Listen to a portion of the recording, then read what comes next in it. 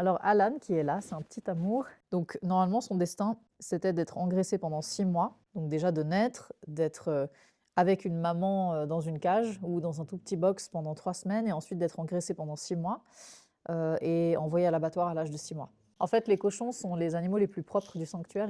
Eux, ils sont très maniaques. Donc, ils aiment ranger leur nid, ils aiment que on les nourrisse ailleurs que là où ils font leurs besoins. Ils sont vraiment très attentifs à ça. Et ils sentent pas du tout mauvais, en fait. C'est pas du tout des animaux qui sentent quoi que ce soit. C'est les conditions de détention qui font qu'ils puent. Root, qui est détruit d'un laboratoire à qui on a volé tous les petits, c'est devenu la chef ici. C'est la maman qui tient le cadre, tu vois.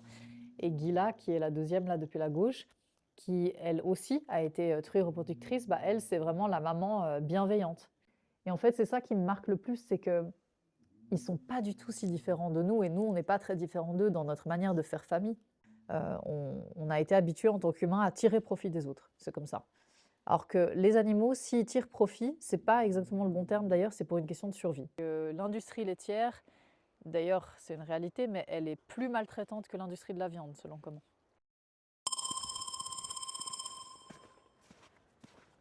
J'ai jamais touché les cochons. Mais oui, c'est rare que les gens aient cette possibilité.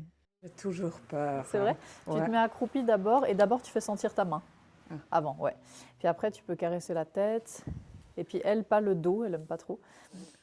Mais les C'est joues, la quoi toutes tête. ces blessures-là? En fait, les 3 adultes, elles ont toujours des plaies là vers les épaules parce qu'elles se frottent aux cailloux, au bois pour d'accord. se gratter. Et puis ça leur fait des petites écorchures parce qu'elles ont une peau très sensible en fait. Contrairement à ce qu'on croit. Comme j'avais vu la première fois, il y a quand même un tout petit peu peur. C'est normal, parce c'est une que je ne sais appréhension. pas comment elles vont réagir. Ouais. Et c'est vrai qu'elles sont énormes aussi. Bah oui, oui. Ouais. Donc il y a ce respect, mais après quand tu regardes les yeux, c'est... Ouais. Oui, ils sont extrêmement doux, mais c'est clair que c'est des animaux qui sont aussi brusques, hein, parce que ça fait partie de leur fonctionnement. Oui, chérie. Oh là là, tout le monde veut des câlins. Et quand il s'agit de nourriture, ils se bousculent, hein, ils se bagarrent aussi fort, tu vois. Donc c'est clair que si tu les connais pas, ça peut être impressionnant. Mais après, quand tu les connais, que tu as lien de confiance, que, tu vois, ils sont en mode sieste, bah, ils sont tellement contents d'être en lien. Oh Chacun là là. a sa personnalité. Chacun son caractère, ouais. Ouais. Et tu as combien des animaux ici? 41 en ce moment, je pense. Alors, il y a combien de les cochons? Alors, les cochons, il y a 21 cochons. Ici, on a 6 dans ce groupe. Ils vivent en sous-groupe, en fait, parce qu'ils ne s'entendent pas tous. C'est des animaux qui sont très territoriaux. Et si tu les amènes à vivre avec des individus avec lesquels ils ne s'entendent pas, ils peuvent se battre vraiment très, très C'est fort, hein, les vrai, cochons. c'est Ouais. comme les gens. C'est comme les gens, mais c'est pire parce qu'ils n'ont pas de filtre. Donc, il n'y a pas des règles de politesse, tu vois. Ils se bagarrent et ils peuvent vraiment se faire très, très mal. Parce qu'on ne dirait pas là, mais ils ont des sacrées dents quand même. Donc, les cochons, ils vivent en 4 groupes. Et il y a 8 bovins, 8 vaches et 12 moutons. Et chiens et chats aussi. Moins parce qu'on a gardé vraiment les espaces pour les animaux dits de rente, quoi, ceux que les gens habituellement mangent. Mais tu as encore la place pour accueillir les autres Non. animaux? Là, en ce moment, on est vraiment au complet. Mais après, chaque année, tu vois, il y a des aménagements qu'on fait différemment. Et puis, des fois, il y en a qui décèdent. Des fois, ça nous libère une place pour un autre, mais pas toujours. Parce que si les clans sont déjà bien équilibrés, des fois, on n'amène pas un nouvel animal, en tout cas pas en période hivernale, parce qu'ils ont moins, tu vois, d'espace et d'occupation, donc ils se bagarrent plus. Donc en hiver, j'intègre pas de nouveau, en tout cas, Mhm. pour que vraiment ils se sentent bien, tu vois, qu'ils puissent être ensemble, à dormir, sans se battre, c'est super. Et quelle est l'histoire de par exemple, de ces cochons-là? Alors Alan, qui est là, c'est un petit amour, il est né dans un élevage d'engraissement, comme la plupart des cochons. Donc normalement, son destin, c'était d'être engraissé pendant 6 mois. Donc déjà de naître, d'être avec une maman dans une cage ou dans un tout petit box pendant 3 semaines et ensuite d'être engraissé pendant 6 mois et envoyé à l'abattoir à l'âge de 6 mois. Et donc ce que les gens déjà, ça, enfin je le remarque souvent, ils n'ont pas conscience du fait que 100% des cochons qui sont abattus sont des bébés en fait, de 6 mois. Mais sauf que ce sont des bébés de 6 mois qui font cette taille et qui sont plus gros parce qu'en 6 mois, ils sont engraissés et gardés dans des tout petits espaces où ils ne vont pas prendre du muscle, ils vont prendre vraiment du gras, quoi. Et, et en général, les gens n'ont pas conscience de ça. Ici, là, maintenant, ils ont un peu plus d'une année, là, les trois frères. Eh ben, ils sont très, très fins et pas très grands pour leur âge parce qu'ils ont eu la chance depuis tout petit d'être dans un sanctuaire. Donc, depuis toujours, ils peuvent bouger, manger très sainement. Et donc, lui, Alan, il est né dans cet élevage et sa maman, elle est morte en donnant naissance. Ça arrive parfois. Et ce qui se passe, c'est que les éleveurs, quand il y a une truie qui décède, soit ils mettent les petits vers une autre mère, s'il y a assez de place sous les tétines, ou alors ils les euthanasient, ou ils les claquent au sol. Ça dépend desquels.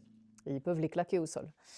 Et là, cet éleveur, il était en réflexion de reconversion, donc il a contacté Sarah de Hofnar, un sanctuaire suisse-allemand avec lequel on travaille beaucoup, en disant, écoute, voilà, j'ai ça qui s'est passé, il me reste quelques porcelets, est-ce que tu peux les accueillir? Et c'est comme ça qu'en fait, nous, on en a accueilli 3 sur le lot. Et donc, ça veut dire que depuis le jour 1, ils sont en sanctuaire, ces 3. Et ça fait une grande différence dans leur santé mentale, surtout. Physique aussi, parce qu'ils n'ont vraiment pas les mêmes conséquences physiques à court terme que les animaux qui sont détenus en élevage. À long terme, ils auront les mêmes problèmes de mobilité, les mêmes problèmes articulaires. Ça, malheureusement, c'est à cause de la génétique. Mais leur santé mentale, c'était incroyable parce qu'ils ont toujours été extrêmement confiants, très joyeux, vraiment très très joyeux. Ils sont très gentils avec tout le monde. Alors que ceux qu'on a accueillis à l'âge adulte, ils étaient bien cassés psychologiquement, quoi. Ça, c'est clair. Mais il y a aussi les cochons qui étaient dans le laboratoire, non? Laboratoire, ouais. Root, qui est derrière, et les 2 adultes, là, Gila et Arcana, elles étaient dans un laboratoire d'expérimentation animale, en effet. Et donc, elles ont subi des expériences et elles ont été truies reproductrices. Donc, Root, en tout cas, elle était une truie reproductrice, donc ça veut dire qu'elle était inséminée de force plusieurs fois par année pour avoir des petits. Et là, elle rêve, je ne sais pas si tu vois, mais elle est en train de rêver. Et donc, des petits qui lui ont été systématiquement volés hein, pour ensuite être utilisés comme sujet d'expérience. Et là, j'ai été les récupérer, Ruth et Gila, quand elles avaient que 2 ans et demi. C'est très jeune, si tu veux, mais elles avaient déjà un corps de vieilles truies fatiguées, quoi. À cause des conditions de détention, à cause de ce qu'elles ont vécu. Et là, aujourd'hui, elles coulent une retraite tranquille. Mais elles ont un corps qui est, bah voilà, qui a été impacté par ces années-là d'expérimentation et de confinement. Oui. Pourquoi elles sont tellement grandes? Ça, c'est la génétique. En fait, à la base, les cochons sont des sangliers. Si tu regardes le sanglier, c'est un peu comme les chiens et le loup, tu vois. Donc le loup, c'est l'ancêtre du chien, et les humains ont voulu faire des lignées génétiques différentes qui répondent à des besoins humains. Donc gardiennage de troupeau, mignonnerie, enfin peu importe quoi. Concours, protection de la maison. Enfin, tu vois, les humains, ils ont orienté la génétique des chiens pour répondre à leurs propres besoins. Et donc, ça fait des chiens, si tu prends cet exemple, avec des gros problèmes de santé parfois. L'incapacité à respirer, des problèmes neurologiques selon les races ou des problèmes psychologiques aussi. Et en fait, chez les cochons, c'est exactement la même chose. Donc, le sanglier, qui est à la base l'ancêtre du cochon, eh ben, il a été pris comme base. Et en fait, on a fait des lignées génétiques à partir du sanglier pour répondre à la volonté de l'agriculture d'avoir de la viande sur pattes, quoi. Donc un sanglier, tu n'as pas beaucoup de chair dessus, hein, et c'est de la chair qui est trop musclée, donc c'est immangeable. Enfin, c'est immangeable, il y a des chasseurs qui les chassent et qui les mangent, mais ce n'est pas du tout le même genre de chair. Et l'agriculture, elle a cherché à avoir de la facilité à avoir de la viande sur pattes dans un environnement contrôlé. Et c'est pour ça que ces cochons que tu vois, ils font jusqu'à 400 kg à taille adulte. Et ils ont la peau blanche ou rose, ce qui n'est pas naturel non plus. C'est parce que pendant des millénaires ou des générations entières, ils n'ont pas vu la lumière du jour aussi, donc ils se sont dépigmentés. À la base, un sanglier, c'est brun-noir, quoi. Tu vois, donc il y a tout ça qui fait que la sélection génétique a dénaturé complètement ces animaux en créant une panoplie de problèmes de santé, en fait, malheureusement. C'est pour ça qu'ils sont comme ça. Ils ne devraient pas ressembler à ça dans la nature du tout. Ce que j'ai marqué aussi, il est tellement propre ici. C'est Ouais. toi ou c'est eux aussi qui... C'est les deux. En fait, les cochons sont les animaux les plus propres du sanctuaire. Ils font comme les chats, ils ont des coins litières. Donc si tu regardes, il y a le coin où ils dorment, c'est toujours très propre, et le coin litière à côté où ils font leurs besoins. Mais quand le box est ouvert, ils font dehors. Ils font pas dedans. Donc c'est vraiment comme les chats. Et donc contrairement aux idées reçues, eux, ils sont très maniaques. Donc ils aiment ranger leur nid, ils aiment qu'on les nourrisse ailleurs que là où ils font leurs besoins. Ils sont vraiment très attentifs à ça. et ils sentent pas du tout mauvais, en fait. C'est pas du tout des animaux qui sentent quoi que ce soit, c'est les conditions de détention qui font qu'ils puent. Non, il n'y a pas d'odeur, c'est vrai. Pas du tout. Et puis s'ils ont une odeur, c'est absolument pas une odeur désagréable, en fait. C'est une odeur comme nous, on peut avoir chacun notre odeur. Et en fait, ce qui est incroyable, c'est que les gens, dans l'inconscient collectif, ont vraiment cette certitude que les cochons sont sales, puants, tout ça. En fait, je leur explique toujours que si nous, en tant qu'humains, on était dans une pièce comme ça, fermée, avec 20 autres humains, sans lumière du jour, sans douche, sans toilette, en 3 jours, ça sent pire que dans une porcherie, tu vois. En fait, c'est exactement la même chose. Et, et donc ça, c'est une réalité. Et donc dans les porcheries, bah, ça pue parce qu'ils sont 20 dans un tout petit box. Et puis, il n'y a pas d'accès extérieur. Ils font leurs besoins là où ils dorment, là où ils mangent. Et puis, c'est dégueulasse, quoi. Donc c'est pour ça que ça sent mauvais. C'est pas une question d'espèce. Et ça vaut pour tous les animaux du monde, d'ailleurs, et nous y compris. Donc c'est important d'avoir du recul là-dessus. Quand je suis arrivée ici, je n'ai pas les filmé malheureusement, mais j'ai vu qu'ils ont joué avec les ballons qui Oui, sont à l'extérieur. Ils aiment ouais. bien jouer. Ils adorent jouer. Les animaux, enfin, de manière générale, les animaux aiment être stimulés intellectuellement aussi, contrairement à ce qu'on croit. Et dans la nature, tu vois, un sanglier, il passe son temps à chercher des choses dans la terre, à explorer son environnement. Et dans les élevages, ce qu'on fait, c'est qu'on les enferme dans une pièce, on met rien, à part les autres congénères. Et donc, ils se battent. Ils vont se mutiler d'ailleurs régulièrement, tu vois. Et c'est pour ça que des fois, on leur lime les dents dans les élevages. Enfin bref. Et, et ici, on tient à respecter leurs besoins fondamentaux. C'est pas juste avoir un abri qui est propre, c'est aussi un abri qui est confortable, mais aussi qui les stimule.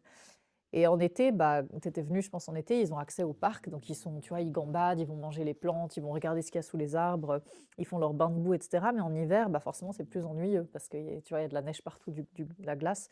Et donc, on leur remplit des balles, on pourra filmer tout à l'heure, des balles comme ça, dans lesquelles on cache de la nourriture. Puis en fait, ils doivent secouer la balle et la faire bouger dans tous les sens pour de temps en temps avoir un peu de nourriture qui tombe.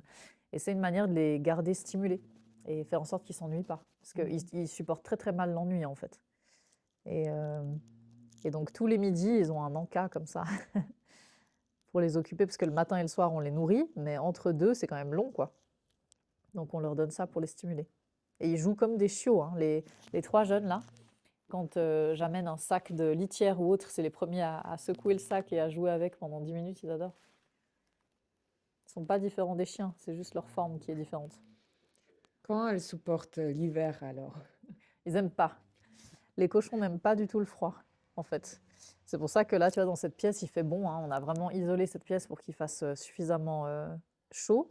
Et puis on met beaucoup de paille parce que la paille, elle est isolante et eux, ils font, bah, comme tu vois, ils s'emmitouflent dedans. Et des fois même, tu les vois plus, ils sont complètement recouverts comme ça quand il fait très froid.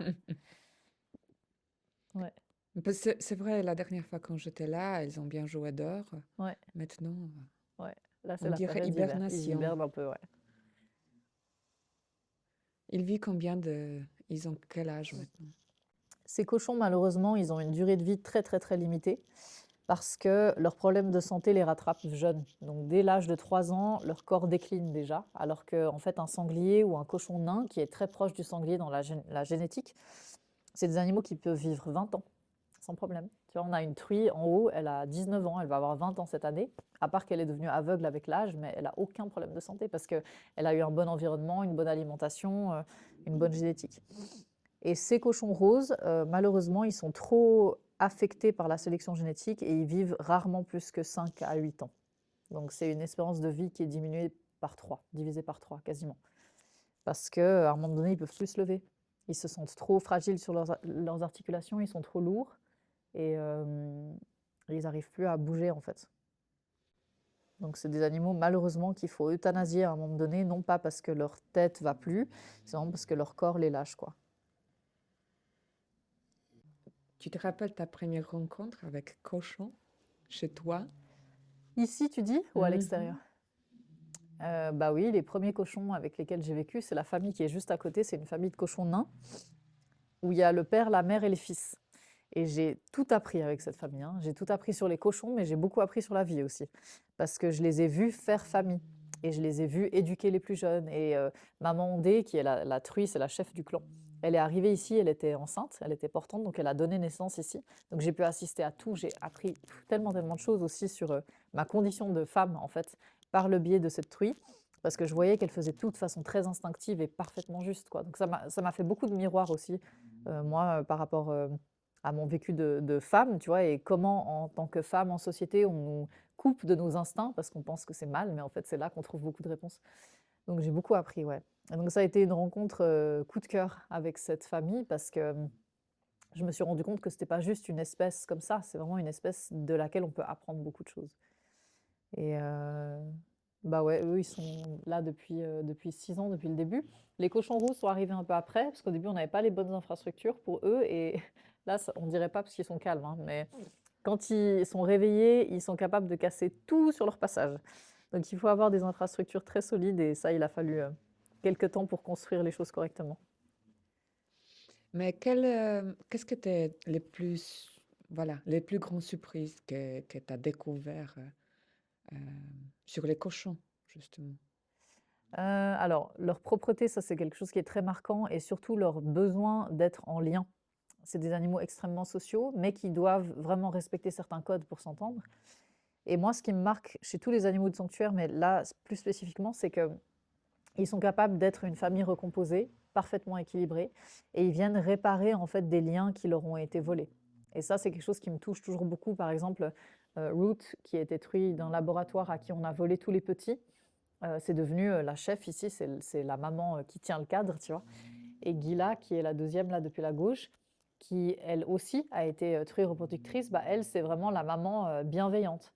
Et si tu veux, les deux, elles ont le même vécu, la même génétique, tout pareil, hein, ce sont deux sœurs, mais elles ont des rôles complètement différents dans le clan, parce que leur caractère fait que elle, c'est quelqu'un de beaucoup plus patient, tolérant, que Root. Root, elle, elle est très cadrante, on dirait pas comme ça. Et en fait, c'est ça qui me marque le plus, c'est que ils sont pas du tout si différents de nous, et nous, on n'est pas très différents d'eux dans notre manière de faire famille. On va occuper des rôles différents en fonction de notre caractère, en fonction des besoins du clan, mais ils arrivent à se retrouver. Et eux, les trois petits qui n'avaient pas de maman, parce que leur maman, elle est décédée quand elle a donné naissance, bah, ils ont été adoptés par ce clan. Tu vois. Et aujourd'hui, tu ne pourrais pas faire la différence, en fait. C'est comme des fils à part entière. Donc, ils ont pu réparer des liens, ils sont très résilients.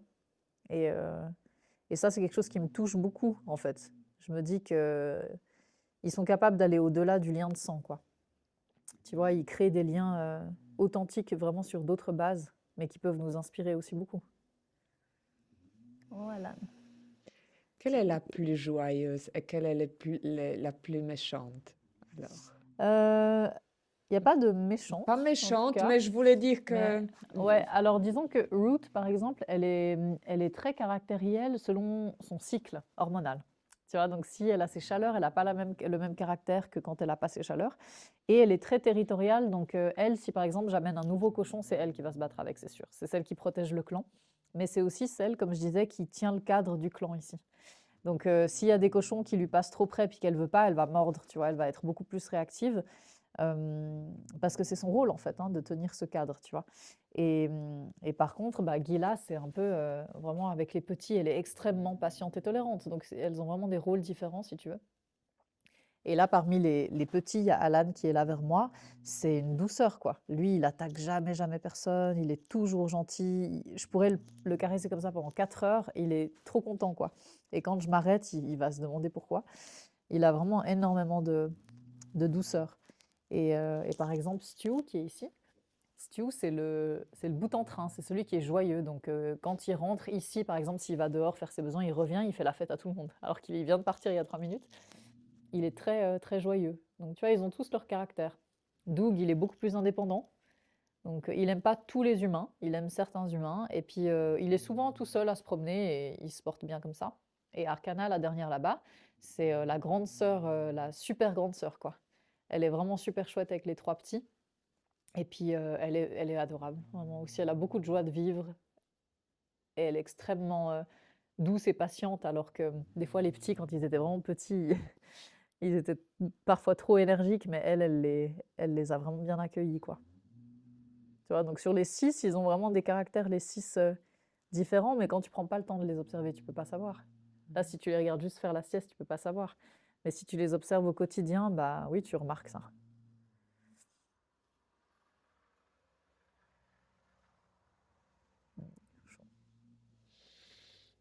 Ah oui. Qu'est-ce que tu as encore appris des animaux que tu as ici?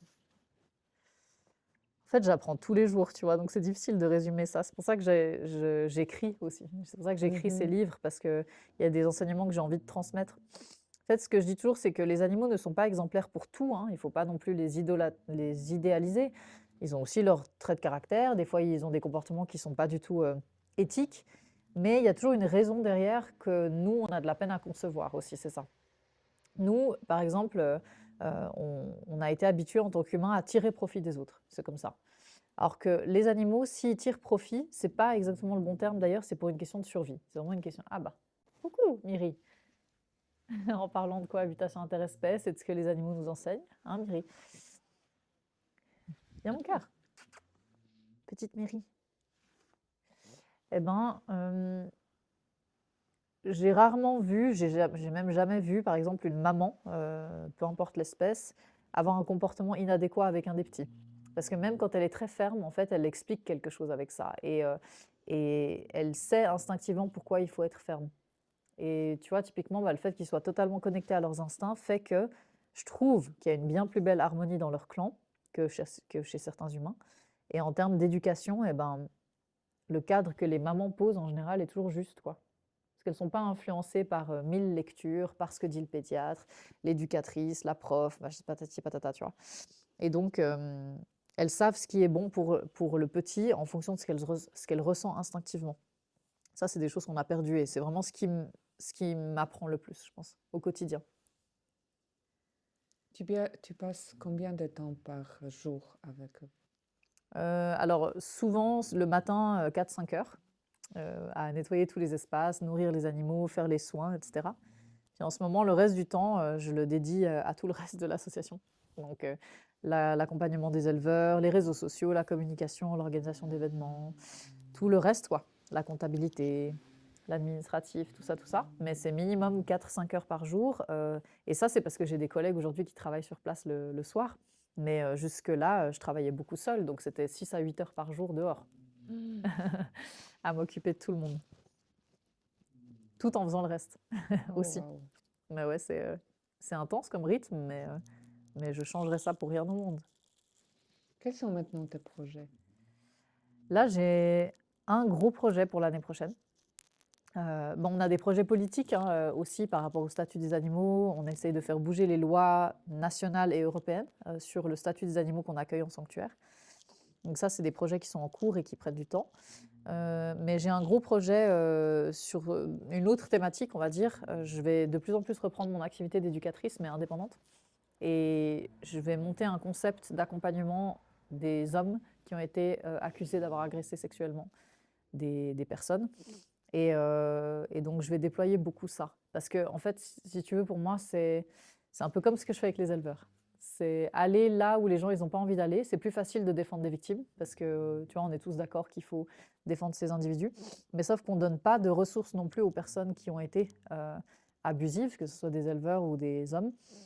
Et pourtant, il y en a qui veulent changer, qui veulent se remettre en question. Donc, ça va être mon gros travail de l'année prochaine.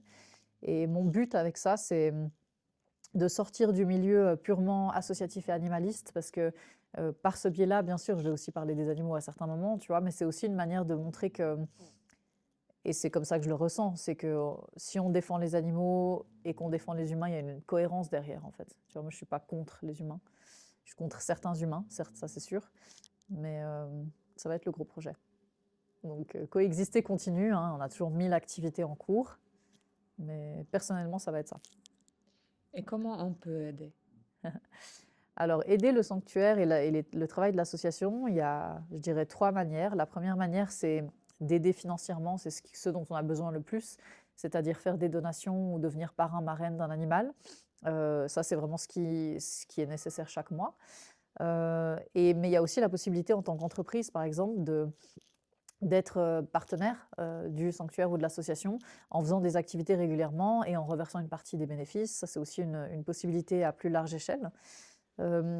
Être bénévole aux journées bénévolat une fois par mois, ça c'est chouette, mais on a toujours trop de demandes, donc je dois souvent refuser des gens. Mais ça, c'est toujours très important pour nous permettre de réparer des clôtures ou faire des gros nettoyages, etc. Puis après, c'est d'en parler, quoi. d'en parler autour de soi parce que c'est beaucoup le bouche à oreille. Nous, on a eu de la chance d'être très médiatisés et visibles sur les réseaux, mais c'est quand même aussi beaucoup le bouche à oreille. Et c'est ce qui permet d'organiser des événements de sensibilisation, c'est ce qui permet, tu vois, tout ça, quoi. Et le but, c'est que la parole des animaux soit entendue le plus largement possible. C'est ce que je dis toujours avec Coexister, c'est que le but, c'était pas juste de sauver quelques animaux, ça n'a jamais été juste ça.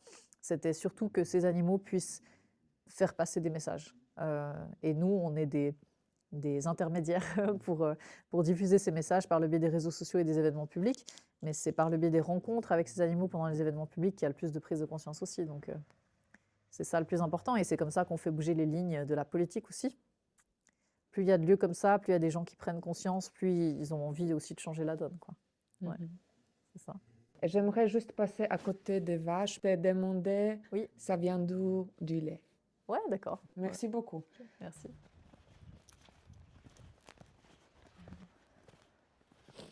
J'en ai 2, 3 qui viennent de l'élevage laitier, les autres ils sont plutôt d'élevage à viande.